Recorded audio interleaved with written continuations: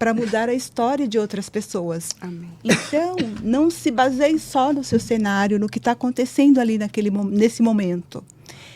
Expanda sua mente, procure conhecimento e Deus vai continuar te capacitando para o que você realmente deve fazer. Então, muito prazer, meu nome é Maria, eu sou esposa do Hugo e mãe da Maria Rita.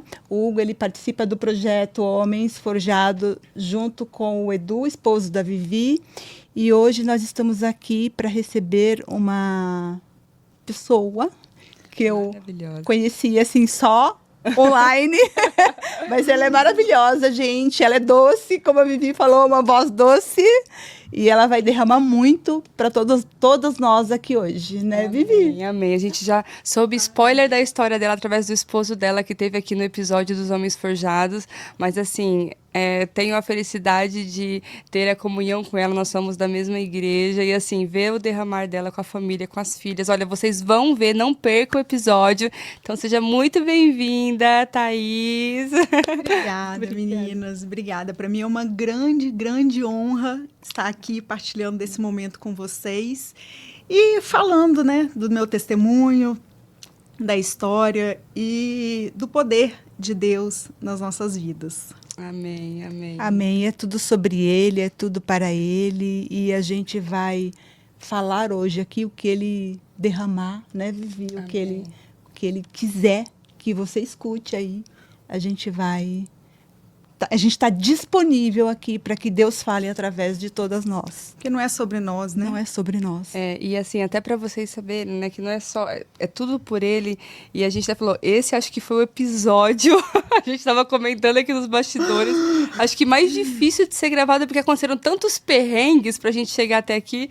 E aí eu falei, olha, o que Deus tem para derramar através de você é muito incrível, porque meninas, olha, você vai ver a história dela, tudo que ela fez de obediência, tudo que ela faz, o tempo que ela doa de fato ali para Jesus, para que Deus tem derramado no coração dela. Ela não segura nada, assim. É nítido, você olha para ela e você sente o Espírito Santo. Então, assim, obrigada de novo por você ter vindo, por você ter passado por todos esses perrengues que a gente passou para chegar até aqui. Uma coisa que a gente falou que é o tempo dele, né? Sim. A gente teve a primeira vez que a gente marcou e aí teve aquele desencontro. Na outra semana passada teve o acidente, um monte de coisa, mas a gente sabe que é o tempo dele. Então, talvez situações que aconteceram nessa última semana que precisavam ser conversadas aqui, não teriam sido se fosse na semana passada. Então, sempre é o tempo dele.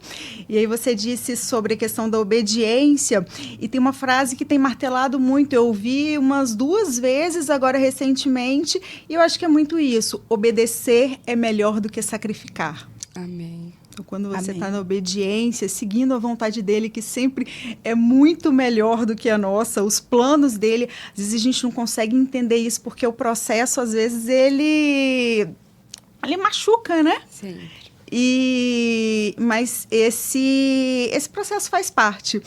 E aí, voltando um pouquinho, que eu não me apresentei, meu nome é Thaís, como as meninas disseram.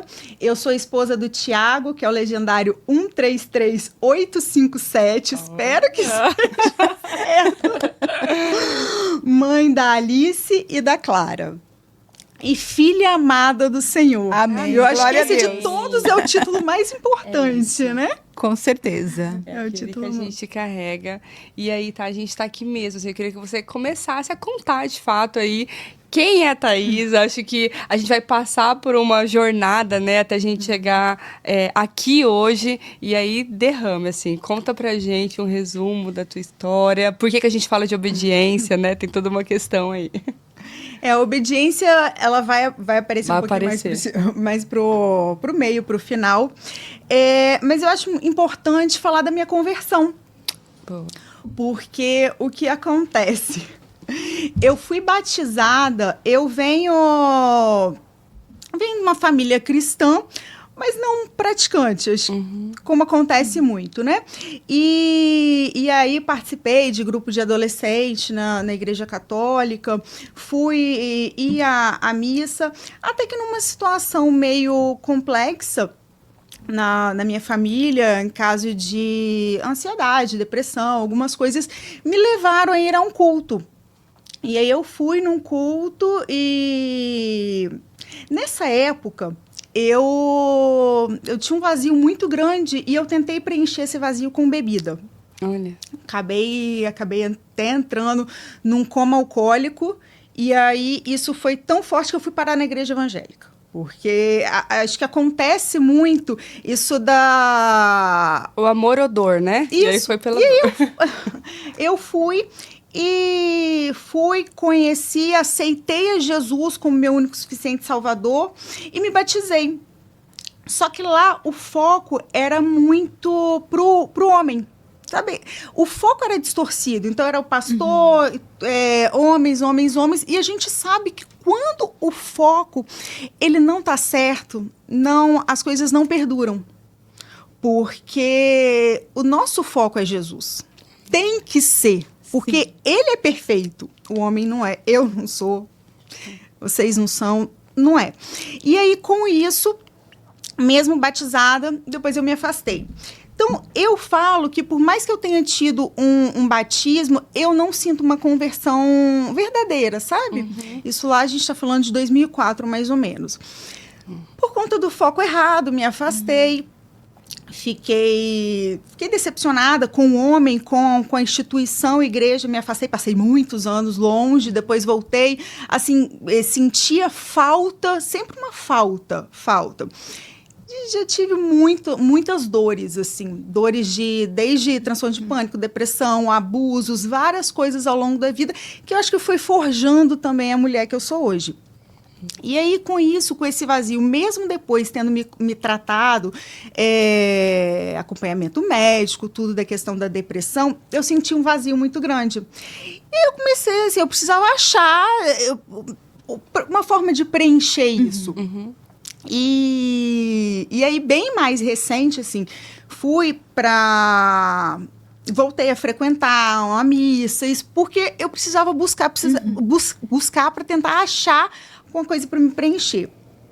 E aí, bem mais recente, ano passado, 2020, no início do ano, eu, assim, zero depressão, questões emocionais todas solucionadas, mas ainda faltava alguma coisa. E aí, eu comecei a fazer... Provavelmente vocês já ouviram falar no Rosário do Frei Gilson? Sim. Na Quaresma. Já.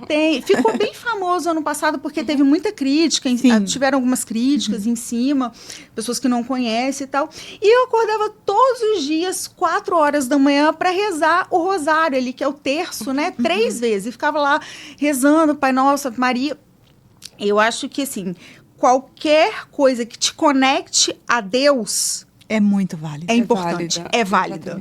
Entendeu?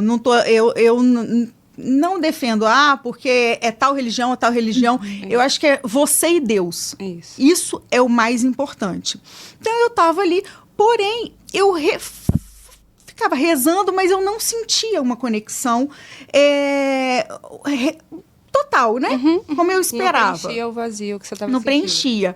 E aí, eu falo que o algoritmo, ele é muito esperto, né? Ele entende o que a gente está pensando. Não, o algoritmo, eu ficava lá. Se a pessoa tá vendo todo dia, um monte de... Tá ali horas rezando. Isso começou a me entregar umas pregações. Olha só, e aí, fortes, né? Começou a me entregar umas pregações, eu vi uma pregação do Thiago Brunet, e aquilo ali, eu acho que foi uma das primeiras vezes que eu vi o Espírito Santo falando comigo e me deu uma sacudida. E eu falei bem assim, é isso? E mexeu tanto comigo que eu mandei pro meu marido. E aí também foi começando a agir nele.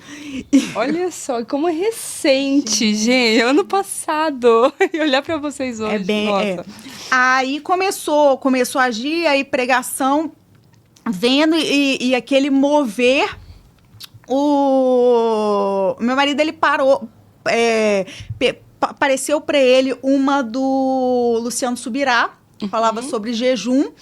Ele até então, assim, nunca ia à missa comigo de vez em quando, mas nunca tinha visto muitas pregações, nem nada. Acho que tinha até uma certa restrição. E aí, ele assim, ele não, o Espírito Santo ia ali com ele, colocou na cabeça dele, ele falou bem assim, vou fazer um jejum de 2 dias. Na época, ele bebia todos os dias. Olha e aí, acho que isso é uma coisa até importante para voltar, porque um dos motivos que me fez fazer essa quaresma, participar do rosário, né? Era pedir a Deus para ele parar de beber. Porque era uma coisa que me incomodava muito. Porque não era uma coisa... Por mais que eu nunca tivesse visto ele bêbado, assim, ele tinha muito controle do nível de chegar... Era questão da frequência. Porque desde que veio a pandemia, tudo... isso aumentou muito. E aí, empresário, estressado, tudo, ele colocava essa questão, eu bebo pra relaxar. Aí, se o dia tinha sido muito bom, bebia pra comemorar. Se o dia tinha sido ruim, bebia pra relaxar. Mas isso era todos os dias e me incomodava. E aí, quando chegou nessa questão do início de 2025, ele encerrava o expediente dele às 16 horas todos os dias. Então, ele começava a beber 4 horas da tarde e ia... até ali 6 horas, ainda levava cerveja para tomar em casa. Então, isso me incomodava muito. E aí, foi aí que eu comecei a falar com o Senhor. Eu falei, não, eu não casei, eu não quero isso para minha vida.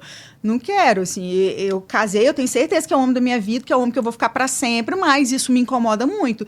Eu chorei várias vezes sozinha aqui. Mãe de meninas, né, também, acho que para as meninas verem, né, um pouco desse exemplo, essa preocupação, né, falar, olha, qual exemplo o papai vai dar. Exemplo, tudo. Na época, até se passasse no supermercado, a mãe falava, cerveja, papai. Já fazia associação e tudo. E aí, eu falei dessa questão da bebida com frequência, para voltar lá na questão do jejum, ele ficou ali, ele avisou na empresa, falou, tô off aí 2 dias, e ele ficou esses 2 dias sem telefone, sem televisão, ele fumava, aí sem o cigarro eletrônico, sem bebida, sem nada, só ele e a Bíblia. Jesus.